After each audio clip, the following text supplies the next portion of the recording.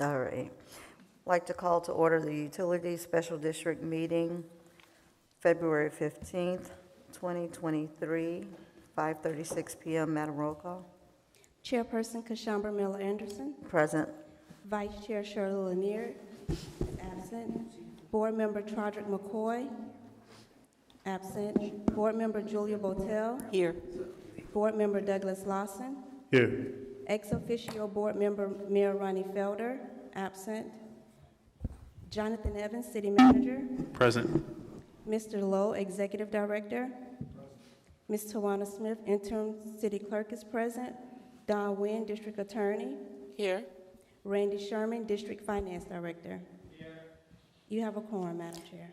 All right, we'll have a moment of silence followed by the Pledge of Allegiance led by Councilman Lawson. I pledge allegiance to the flag of the United States of America and to the republic for which it stands, one nation, under God, indivisible, with liberty and justice for all.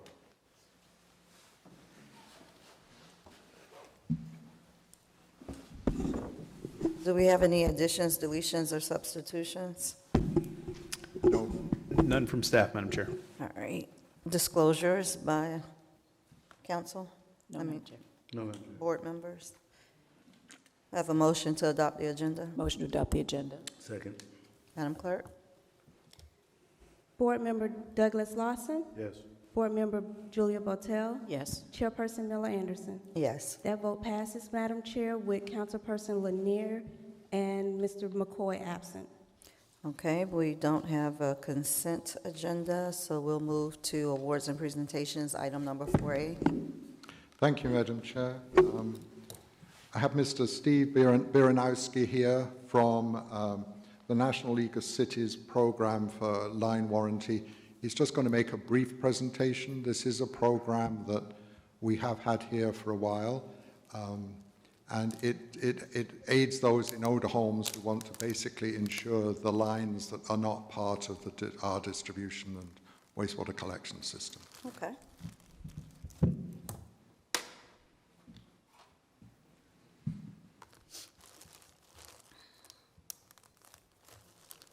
Good evening. His mic, hold on, your mic isn't on.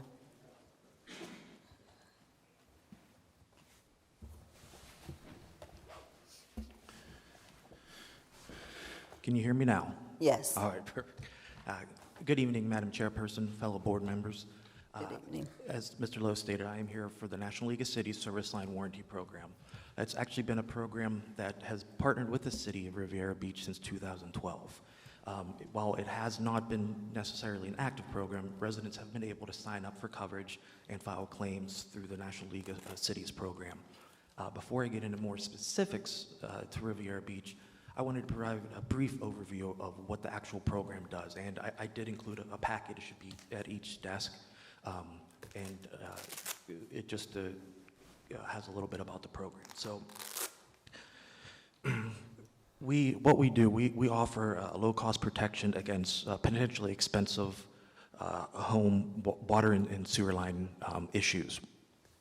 So what it really does is it educates the residents that those water and sewer lines, the lateral lines, are their responsibilities. Most of the time, there's an issue, the first thing they're going to do is call the city and say, hey, I have an issue, and ask them to come out and fix it. However, you have to have that unfortunate conversation that those water and sewer lines are their responsibility. So what we like to do is partner with different programs throughout the United States to really make it a turnkey program for the city. We handle the marketing, the billing, the claims, the customer service. We take that burden off the city's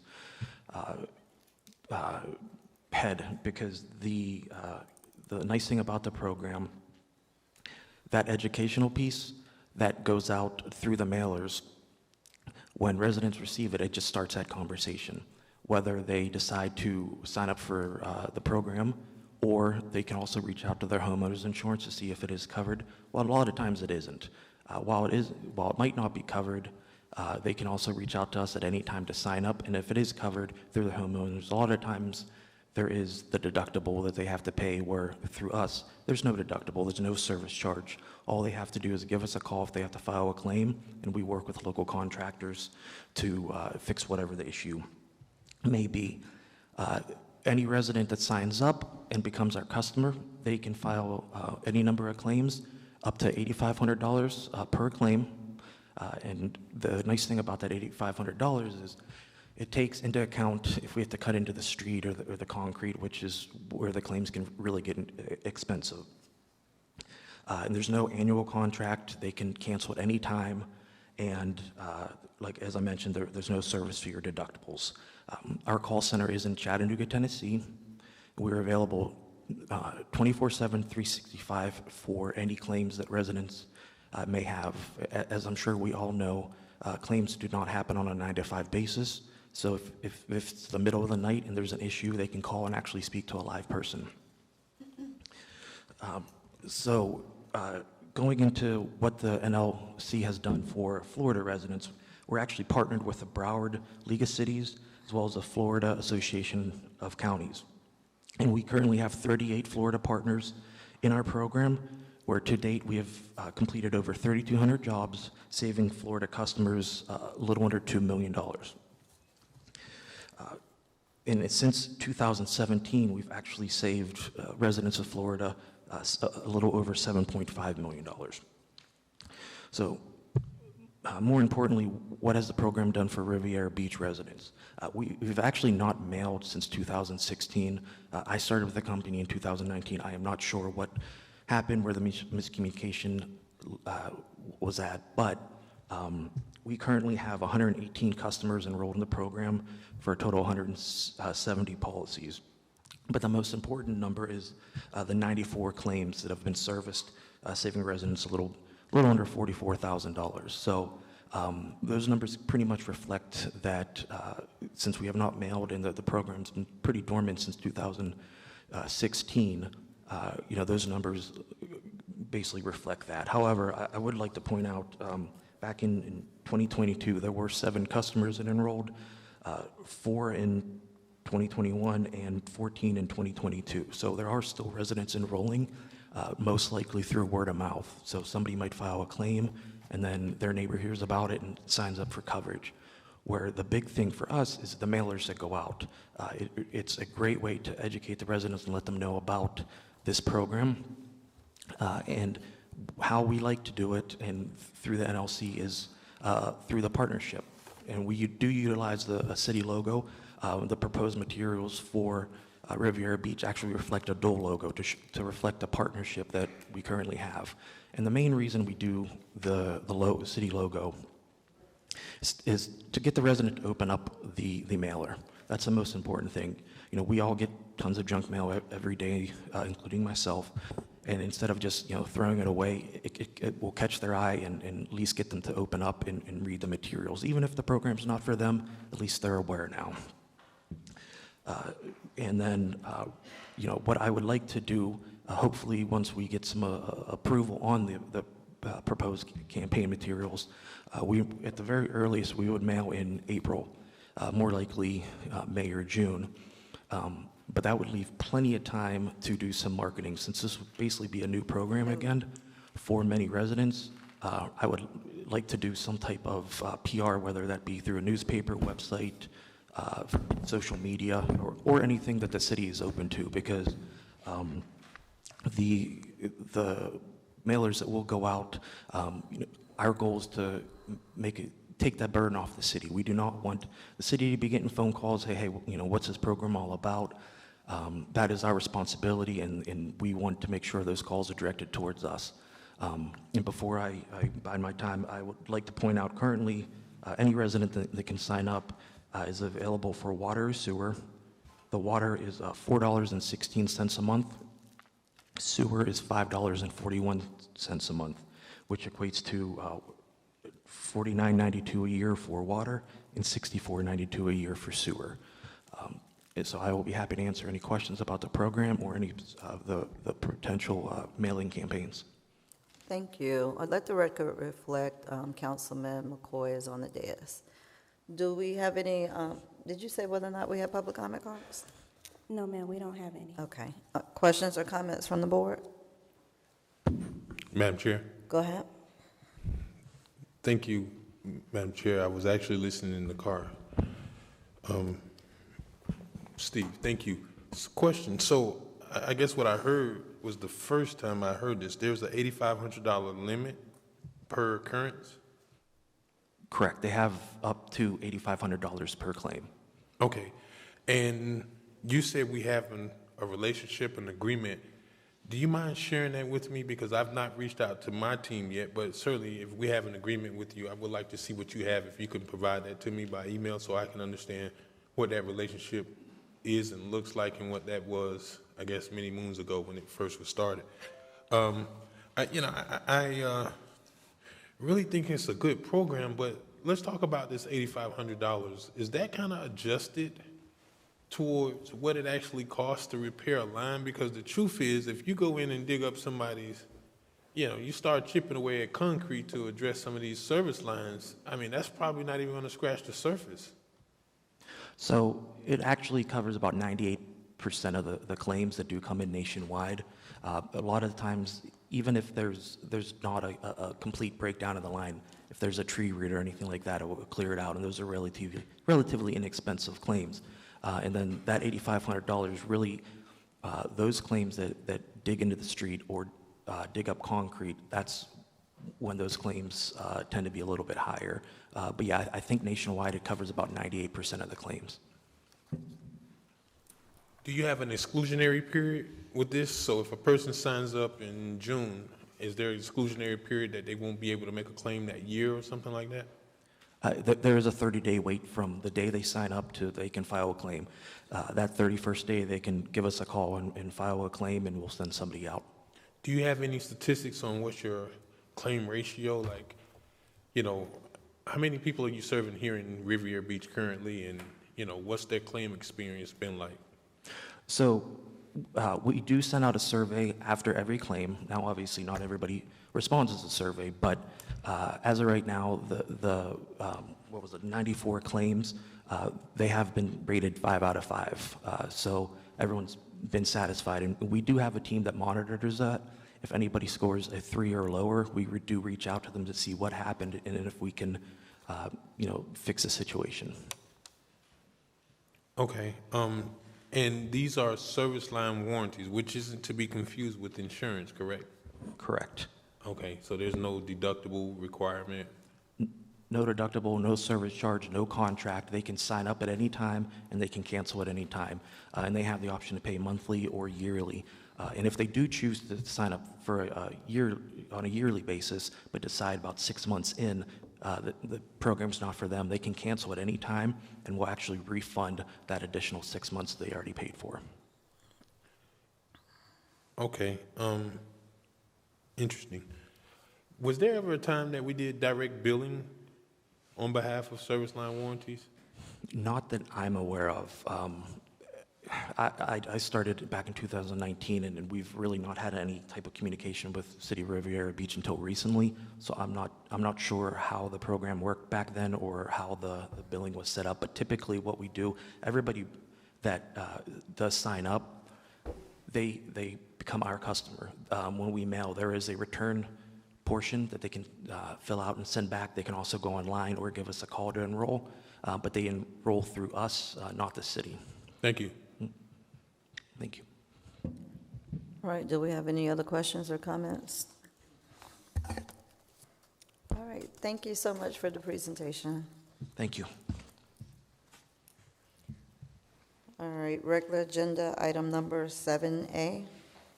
Madam Chair, before you go to 7A, 545 was public comments, I'm and we do not have any public comment cards. The acceptance of public comment cards are now closed. All right. Thank you so much. So regular agenda item 7A. Resolution number 4-23 UD, a resolution of the Utility Special District of Board of Directors of the City of Riviera Beach, Palm Beach County, Florida, authorizing the board to appoint Assistant Executive Director as the alternate member of the East Central Regional Wastewater Treatment Facility, ECR, according to the interlocal agreement signed September 9, 1992, and the renewal of the ECR interlocal agreement signed April 20, 2010, and providing for an effective date. Madam Chair, we don't have any public comment cards on this item. The acceptance of public comment cards are now closed. Motion to approve resolution number 4-23 UD. Second. All right. Mr. Lowe? Madam Chair, this is just routine. We are required by our agreements with the East Central Regional to bring this to you for approval. So Mr. Doyle will be starting the end of the month. He's had to delay because of a family emergency, but he'll be coming on board later this month, and he will therefore be my alternate at the ECR board. Okay. Any questions or comments? All right. Thank you, Mr. Lowe. Madam Clerk? Board Member Douglas Lawson. Yes. Board Member Julia Botel. Yes. Board Member Troderick McCoy. Yes. Chairperson Kashamba Miller Anderson. Yes. That vote passes, Madam Chair, with Vice Chair Shirley Lanier absent. All right. Discussion by City Manager or Executive Director? Madam Chair, if I may, Go ahead. pursuant to the Utility Special District Charter, staff is requesting that the board appoint a member to serve as a appointee for the Administrative Hearing Board. This is a board that reviews any disputes that persons may have concerning utility district services. And so at this time, staff is requesting that the board consider appointing a member. Staff does have a name of an individual, should the board be inclined to care for staff's recommendation. There are already 2 members that are provided for on that board. It is the Assistant Finance Director and the Utility District Director, and the charter requires that the board appoint one member to serve, one member that is designated or appointed by the board. Madam Chair, Go ahead. I'd like to hear his recommendation. Madam Chair, if it is the board's pleasure, ahead. staff would recommend that Ms. Keandria Davis, she is an attorney in the City Attorney's Office, serve in that particular capacity. All right. Anyone? Any comments? Yes. Go ahead. Thank you, Mr. Evans. What section of the charter that's in? Because I don't never recall seeing that in the charter. That's section, or policies, I'm sorry. Policies. Policy, yes, sorry. Okay. Yeah, I know certainly it was called out in the policies, but there is certainly you have the ability to make a recommendation. I was going to offer if I could be appointed as a member of that board. Mr. Evans, what do you think?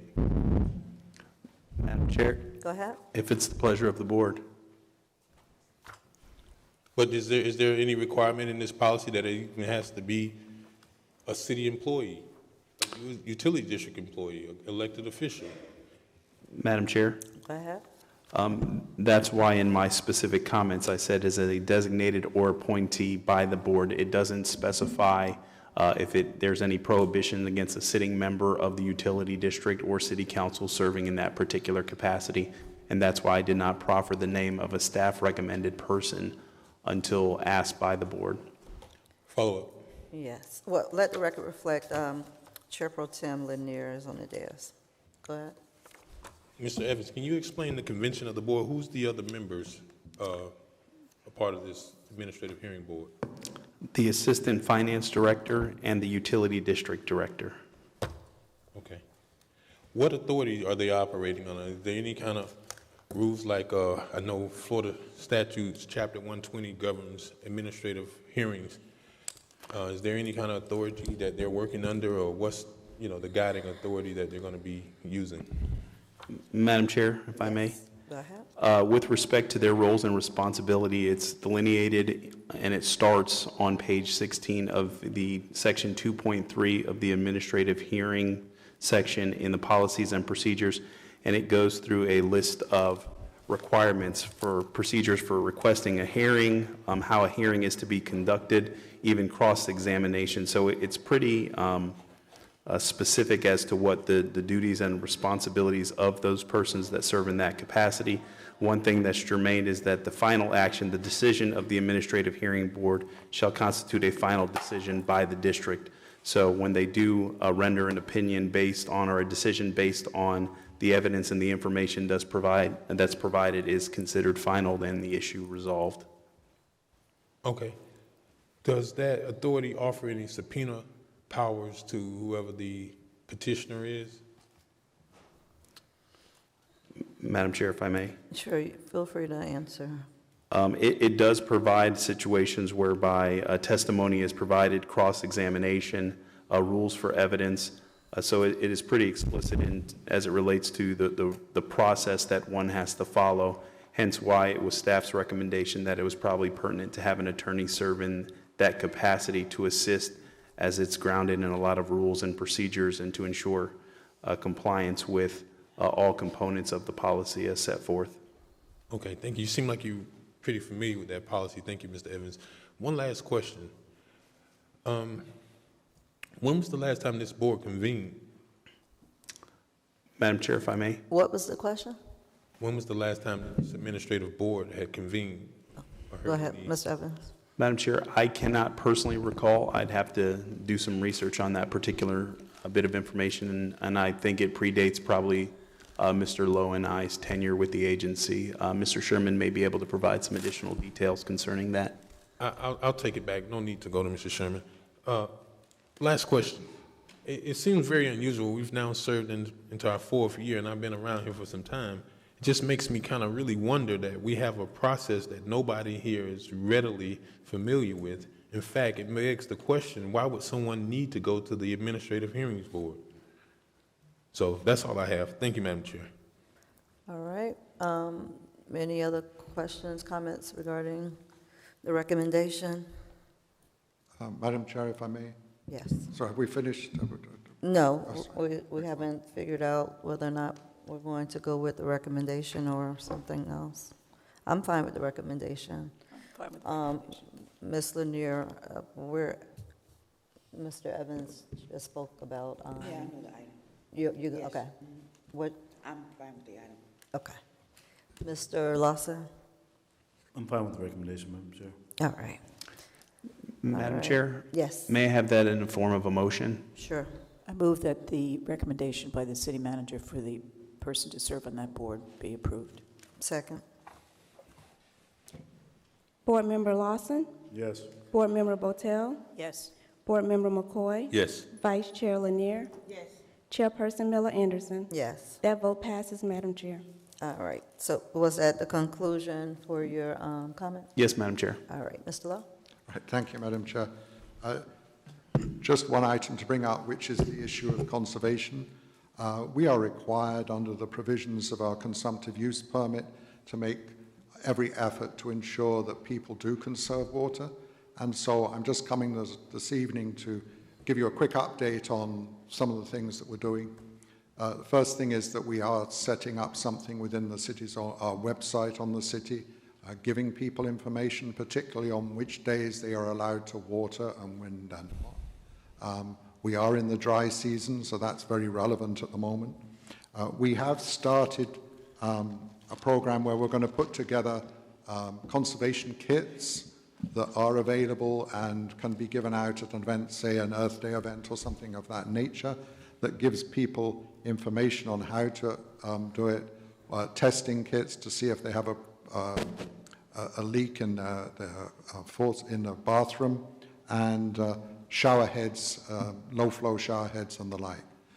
We will probably also be trying to set up a program, and we'll bring it to you, where we'll be actually educating in the schools. It's a program I've seen used before, where we go to 5th graders and we provide an entire teaching pack for the classroom, and they get exercises on how to save water and actually electrical energy as well as a family unit. And it's a good way of promoting what's needed. Water conservation is very valuable to us because as we reduce the per capita consumption, the amount of investment that we need to make into the water plants is reduced. So it's of great value to us to continue to promote conservation with our customers. All right. Thank you. Discussion by District Attorney? Ms. Nguyen? No, thank you, Madam Chair. Okay. Statements by the mayor and board. Councilman Lawson. Thank you. Mr. Lowe, do you have any updates for us in reference to the water treatment plant? Yes, I can give you an update now. Actually, I was in a meeting most of the afternoon. We have, with regards to the plant itself, we've been through an entire exercise looking at the available technologies that make sense for us here. And they are working through a lot of work now on how to look at the life cycle cost of the various options that we're looking at. One of the key issues that we are really spending a lot of time looking at is that of emerging contaminants, in particular PFAS, PFOS. These compounds we're expecting, I heard on Monday night that probably within 6 weeks there will be regulation issued by the EPA on the subject, and we are looking at what we can and can't do. One of the issues that the industry is getting very interested in is there are technologies that can separate the PFAS and these compounds from the potable water, but now what do you do with them? And just putting them underground may not be the answer. There may be that we have to actually eliminate them. So it's very interesting as we look through the technologies. We hope to, within the next 3 weeks, get the life cycle cost analysis back and to start working on making a final decision on how we should go forward. We're looking obviously at membranes. We are looking at ion exchange as well, because that's one of the key elements people use to eliminate PFAS these days. Those are the variations around those technologies, and we are looking at one other form of softening that's widely available in Europe and coming over to this country as well, and much easier than dealing with the lime softening we currently have.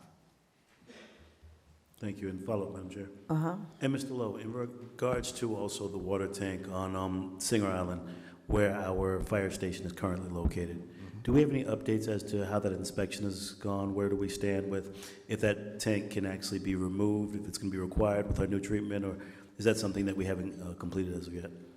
We haven't completed. They're going to do a hydraulic analysis. Some of the earlier work we have suggests that we are going, if we get rid of the tank, we're going to have to upgrade the lines going down the road so that there's sufficient flow to meet the fire needs. So we are looking at alternatives.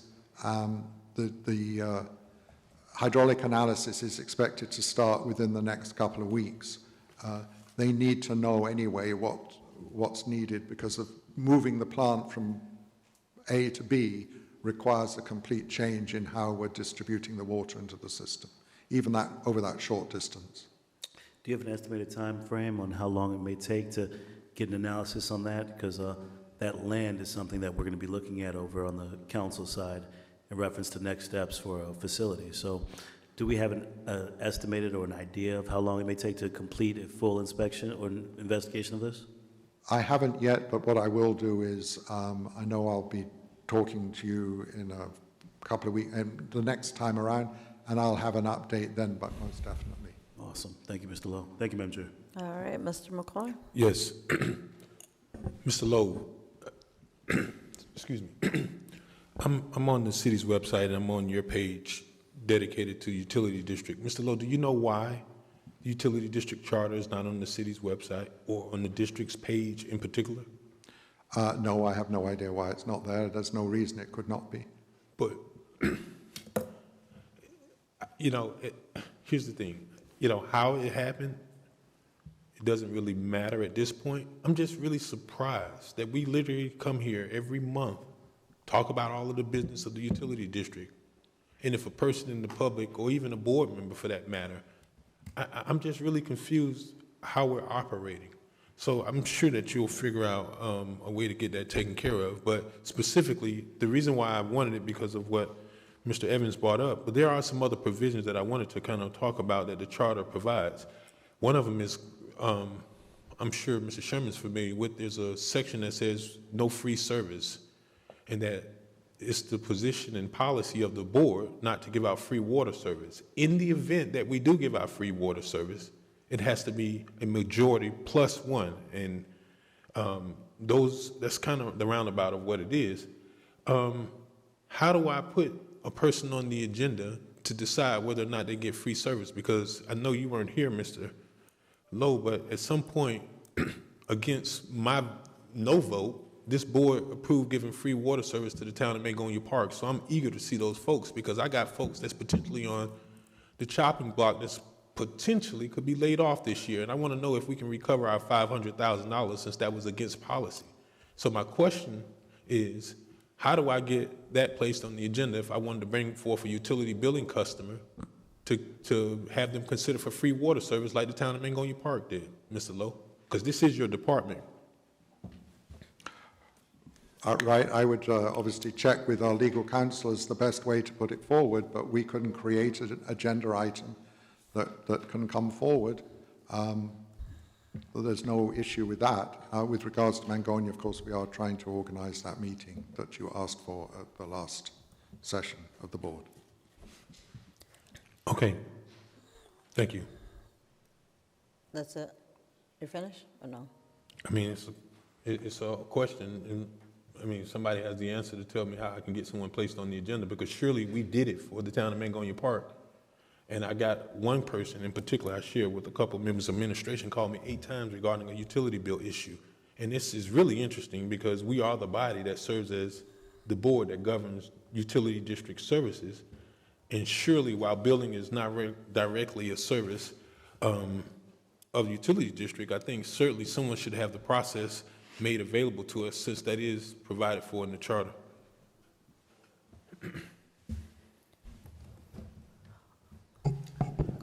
Madam Chair, Yes.